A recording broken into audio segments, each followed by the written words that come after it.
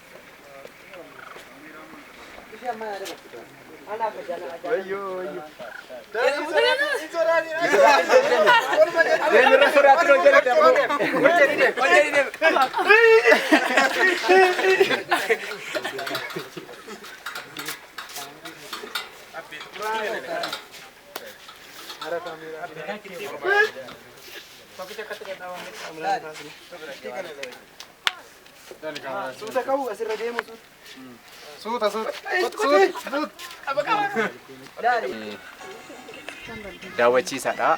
Asuma akka naannoo kanaatti maqaan kiyya Fayyeeraa jedhama. Haa ta'uutii bakkeen amma dhaabanne kun bakkee seensa wancii dabarree yeroo mul'ata dhaabannee gara haroo wancii ilaallu jechaadha.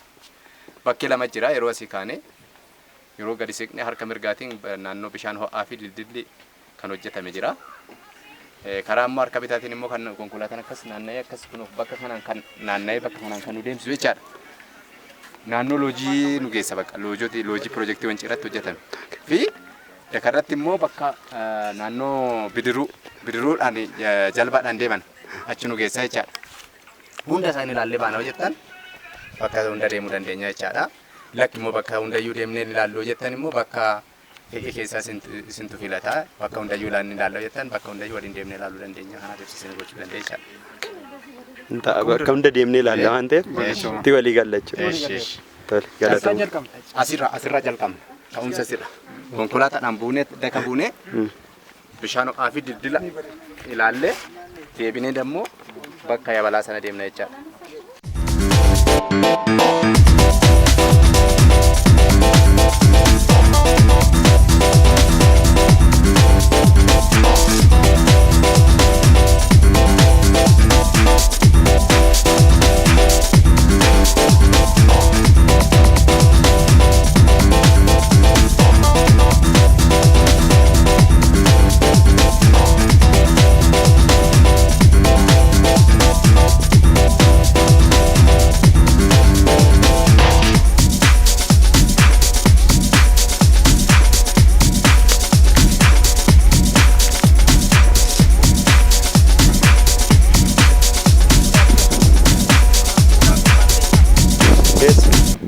Finfinneedhaas qabu jarri kun.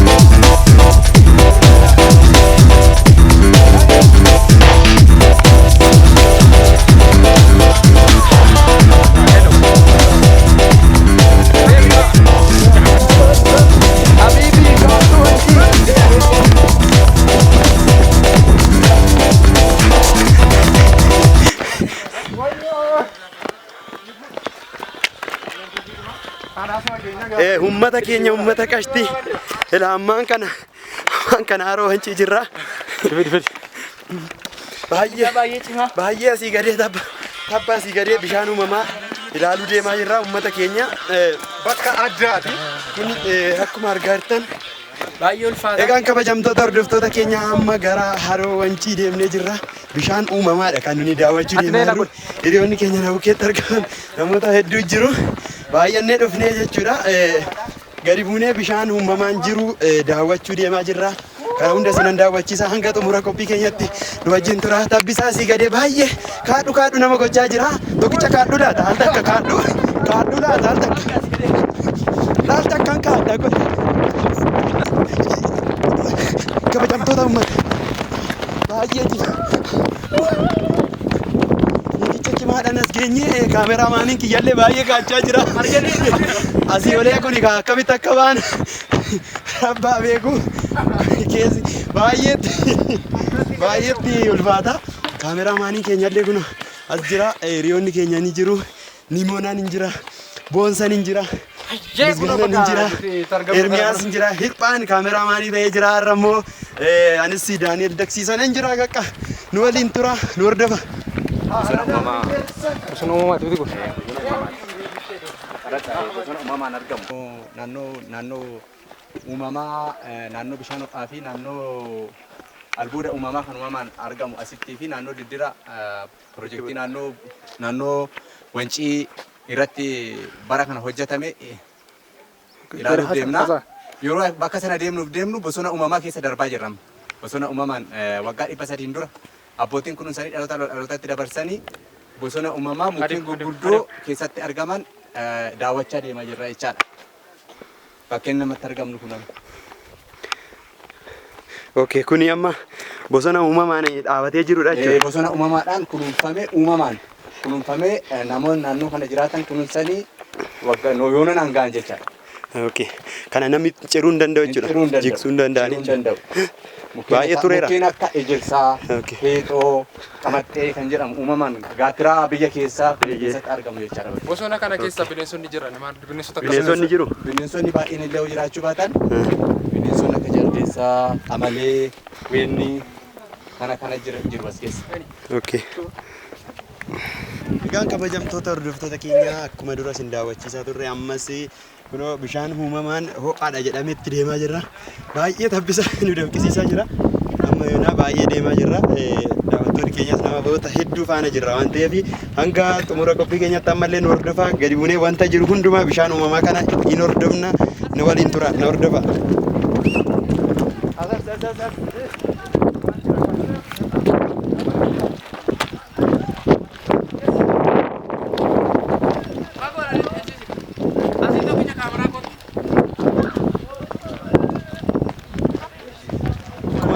Daawwattoota keenya amma kunoo bishaan uumamaatti deemaa jirra. Kanallee baay'ee wanta ajaa'ibaa wanta bareedee jira. Jirtu nagaa keessanii suura ka'aa jirtu. Jabaadha. Tole buunee ilaalla. Egaan daawwattoota keenya nu hordofaa ammallee daawwattoonni keenya hordoftoonni hedduu jiru. Amma nu duukaa jiru waan ta'eef nu hordofa. deemaa jirra nullee.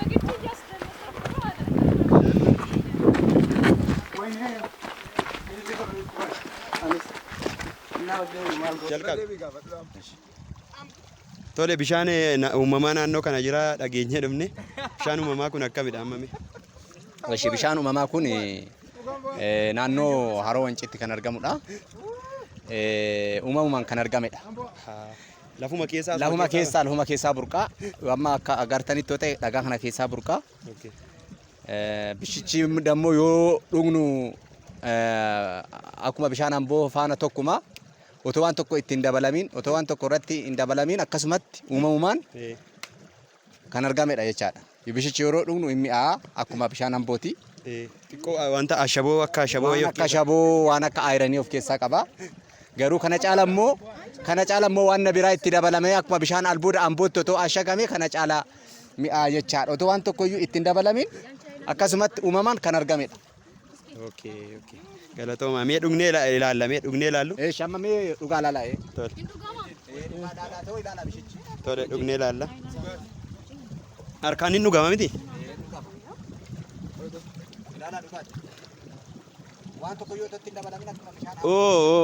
بس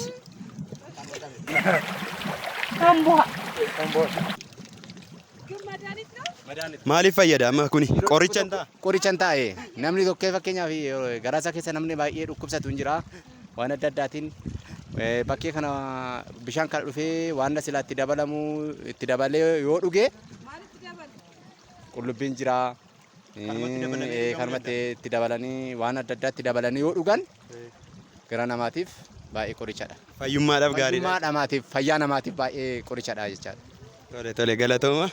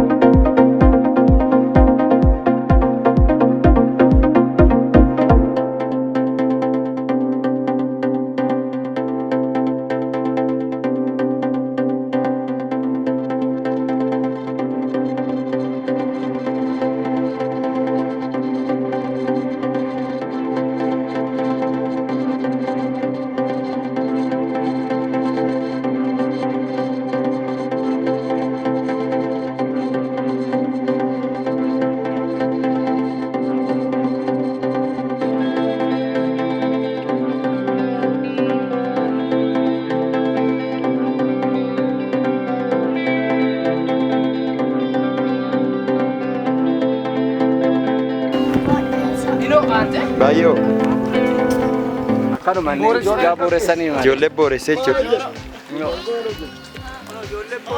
Keessa akkam buute? Filoano. Maal kaameraamaanii dogoggoree Esa filoano.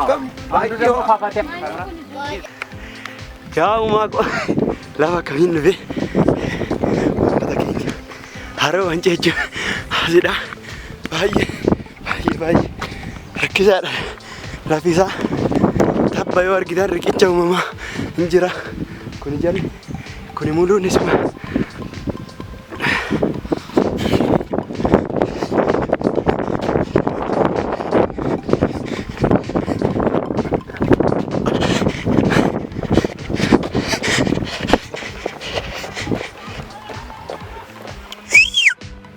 Mata keenya riqicha jira. Uumamaan irra darban hin jira. Mana achi ga'utti baay'ee nariifadhe achi ga'eedhuma ilaaluun qaba. Kunis hiriyoonni kiyya ce'aa jiru. Sanarras baay'ee sirbaa jiru. Riqichichi baay'ee sodaachisaadha. Hin deemamuusa. Riqichicharra deemuudhaaf uummata keenya kana ol ba'uun qaba. Chaalenjii guddoo jira. Kana keessa deemanii daawwannaa gochuudhaaf baay'ee ajaa'ibaadha guyyichi. Guyyaa addaati.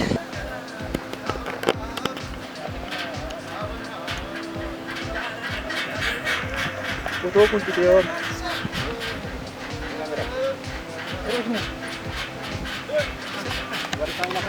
Ayyo.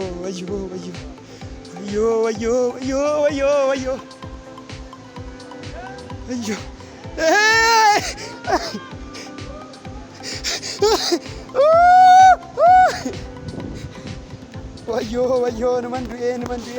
Ani bade. Malo. Tole. Malo.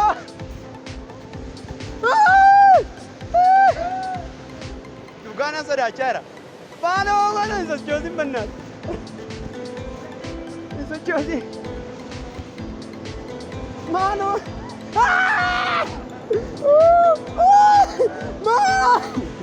Bannaat.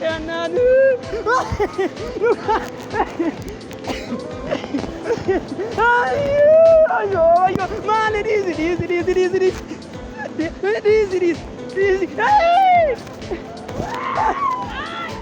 No.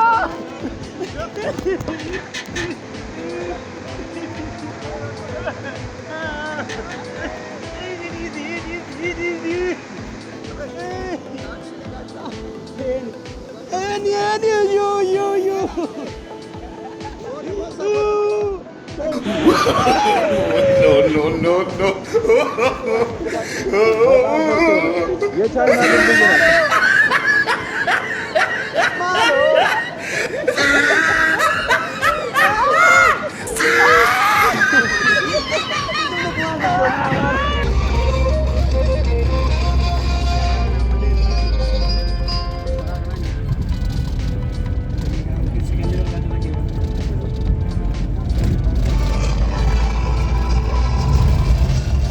Amma yeroo akka kama kanaan dura nu asubsiisaa turtan akka daawwachiisaa turtaniitti guddaa galatoomaa jecha ammas mee naannoon kun naannoo maal jedhamudha akkasuma gamni kun maal jedhama deebi'ee asis illee manoota babbareedoo baay'ee kan hojjetaman ilaalan jira bokkaan xiqqoollee nu qabelle mee nu ibsame kan.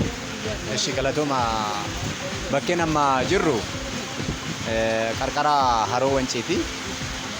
Qarqara haroo wancii seensa bakkee bidiruu yaabbatanii gara haroo wanciitti seenanii jirra.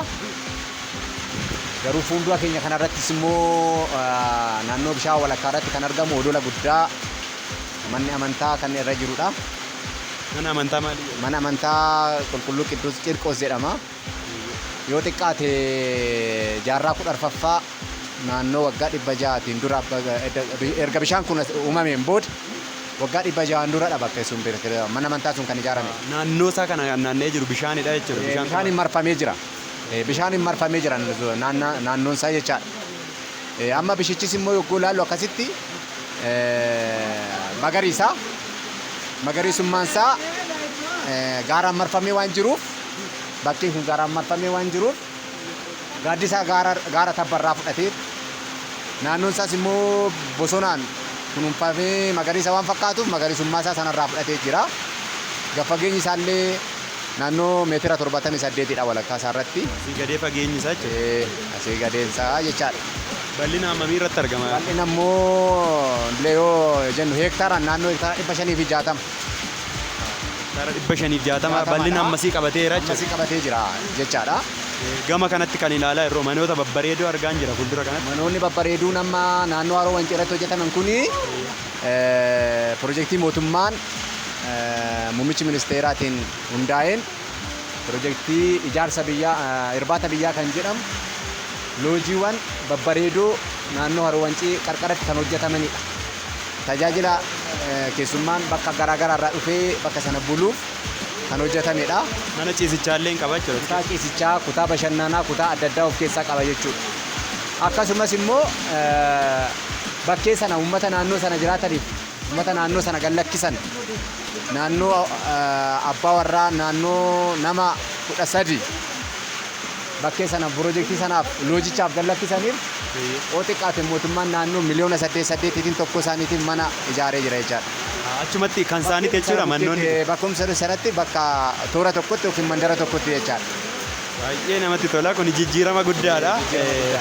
Baay'ee bareeda naannoon isaa naannoo kanas yeroo ilaallu gara boodatti ceenee daawwannaa jechuudha. Amma ceenee daawwanna jechaadha yabalaan. Tole bokkaanaa caamuuti deemnee ilaallaa jechuudha. Galatooma. Amma haalli qilleensaa waan jijjiirameef roobaa jira waan jiruuf ceenee ilaaluu dandeenya booda yeroo bokkichi dhaatu. Tole galatooma.